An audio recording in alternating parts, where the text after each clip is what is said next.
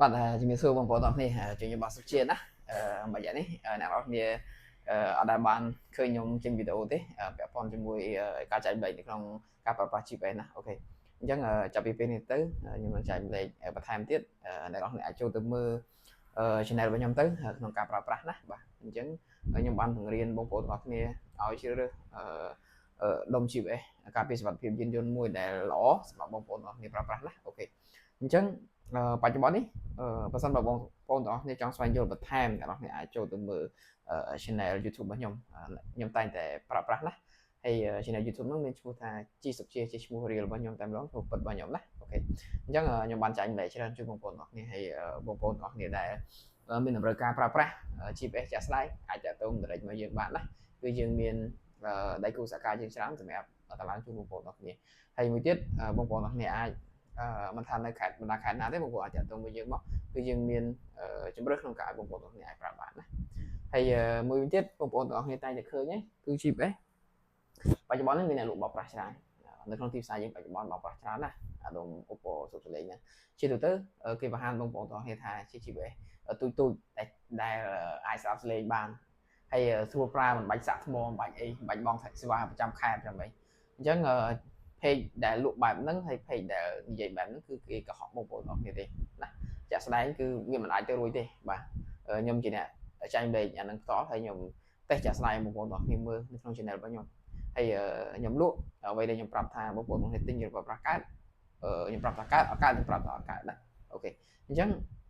វិលត្រឡប់ទៅវិញបើសិនបើបងប្អូនទាំងគ្នាត្រូវការ GPS យកទៅប្រើប្រាស់មិនថាប្រភេទស្ដាប់សលេងណាប្រភេទ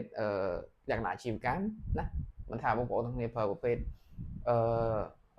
tractor ណាគ្រប់គ្រងកូនចៅគ្រប់គ្រងឡានអីបងប្អូនទាំងអាចទៅលេចមកយើងបានគឺបង្ហាញអ្នកនរគ្នាក្នុងការគ្រប់គ្រងសម្រាប់បងប្អូនទាំងអស់គ្នាដែលប្រើលក្ខណៈអាជីវកម្មឬក៏ប្រើលក្ខណៈតខ្លួនមួយគឺយើងមានទាំងអស់ណាហើយយើងមានតាមប្រភេទវាប្រភេទខ្សែប្រភេទថ្មគឺយើងមានន័យថាប្រឹក្សាជាមួយភ្ញៀវក្នុងការជ្រើសរើសផលិតផលដែលយកទៅត្រូវជាមួយអតិថិជនតែម្ដងកុំឲ្យបងប្អូនទាំងនេះចាយលុយទៅប្រើប្រាស់ខុសណាបាទអញ្ចឹងយើងមានជាប្រភេទថ្មប្រភេទប៉ុណ្ណេះយើងលាក់សម្រាប់ការចាប់អីមួយបងប្អូនទាំងអស់គ្នាអាចចាប់អីមួយលក្ខណៈសម្ងាត់យើងប្រើទូទៅហើយមួយទៀតបងប្អូនទាំងអស់គ្នាអាចប្រភេទបែបនេះគឺយើងកាន់ថ្មបានកន្លះខែណាវាដូចជាដុំ power bank មួយអញ្ចឹងណាបាទអញ្ចឹងវាកាន់ថ្មបានកន្លះខែហើយទំហំថ្មអានេះទំហំថ្ម 3000 ampere អានេះទំហំថ្មវា 10000 ampere ហើយចំពោះអានេះវិញទំហំថ្មវាយើងប្រើបាន 20000 ampere ណាចឹងការកាន់ថ្មវាអានេះបានអាទុយនេះយើងបាន5ថ្ងៃអានេះយើងបានកន្លះខែដល់5ថ្ងៃអានេះយើងបាន1ខែណាអញ្ចឹង GPS ទាំងអស់ហ្នឹងគឺបងប្អូនទាំងអស់គ្នាវាមាន function របស់វាច្រើនបងប្អូនទាំងគ្នាអាចចង់ស្ដាប់សលេងក៏បានណាបាទចង់ចាប់ទីតាំងណាហើយនៅពេលដែលចង់ដឹងប្រវត្តិបើកបរទៅណាខ្លះមួយថ្ងៃជិះមួយថ្ងៃប្រហែលគីឡូគឺវាបង្ហាញទិន្នន័យបងប្អូនទាំងគ្នាទាំងអស់មានន័យថាបងប្អូនមានតែឧបករណ៍នេះមួយបងប្អូនទាំងគ្នាដឹងយានយន្តបងប្អូនទៅណាទាំងអស់ណាគឺប្រវត្តិបើកបរទៅណាទៅណីអីមានទាំងអស់ណាបាទអញ្ចឹងងាយស្រួលមែនទែនហើយពាក់ព័ន្ធនឹងការតម្លើងគឺងាយស្រួលទេពពួកប្រើ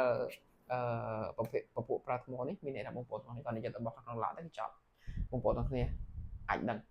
ណាចង់ដឹងអីបងប្អូនទាំងគ្នាអាចដឹងតាមរយៈទូរស័ព្ទដៃបងប្អូនទាំងគ្នាហើយងាយស្រួលមែនទែនបងប្អូនយើងគ្រាន់តែ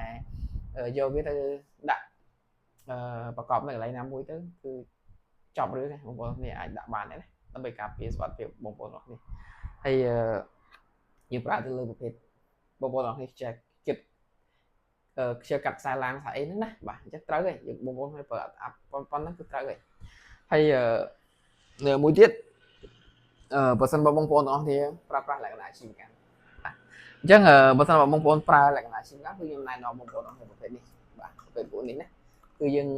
មានតាំងមានប្រភេទម៉ូតូមួយទៀតតែខ្ញុំអត់បានរើមកបាទមានប្រភេទម៉ូតូប្រភេទឡានណាអាពីរនេះប្រភេទឡានបាទអញ្ចឹង GPS គឺមានប្រភេទរបស់វាដែរអញ្ចឹងបើសិនបើយើងជ្រើស GPS ខុសវាធ្វើឲ្យប៉ះពាល់ដល់អាគុយបងប្អូនរបស់គ្នាសម្រាប់ម៉ូតូទេតែបើសិនបើសម្រាប់ឡានពាក់ព័ន្ធនឹង GPS វាមានតាមប្រភេទមួយទៀតប្រភេទ GPS ខ្លះគឺប៉ះពាល់អាគុយឡានដែរពេលយើងឈប់ប្រើយូរទៅខូចដែរណាបាទតែសម្រាប់ខ្ញុំ GPS ខ្ញុំតបច្ចុប្បន្ននេះគឺអត់មានបញ្ហាទេដោយសារយើង select រួចហើយមួយណាដែលប៉ះពាល់ដល់ម៉ូតូមួយណាដែលមិនប៉ះពាល់គឺយើងធ្វើតេស្តរួចហើយអញ្ចឹងនៅពេលដែលយើងដាក់ឲ្យបងប្អូនអស់នេះគឺងាយស្រួលក្នុងការប្រើប្រាស់ហើយអត់មានបញ្ហាទៅដល់ ម៉ូតូបងប្អូនអរគ្នាទេណាបាទហើយបច្ចុប្បន្ននេះយើងមានអ្នកតម្លើងជូនបងប្អូនគ្នាតហើយបងប្អូនអរគ្នាត្រូវការចាំបាច់យើងប្រើប្រាស់អាចតាក់ទង direct មកខ្ញុំបានគឺជាទូទៅវាអាចខ្ញុំជាអ្នកតម្លើងផ្ទាល់ហើយយើងមានដៃគូសហការយើងអាចអ្នកតម្លើងផ្ទាល់ហើយបងប្អូនអរគ្នានៅបណ្ដាខេត្តឆ្ងាយយើងមានវិធីសាស្ត្រក្នុងការបរៀនបងប្អូនអរគ្នាមុនមានន័យថាបងប្អូនអរគ្នាទិញពីខ្ញុំមុនគឺខ្ញុំឲ្យបងប្អូនគ្នាសាកល្បងមុនណាខុសពីបងប្អូនគ្នាទិញគេផ្សេងគេតម្រូវឲ្យបងប្អូនអរគ្នាវេលុយហើយបាទហើយ GPS ដែលលក់នៅក្នុងទីផ្សារបច្ចុប្បន្ននេះ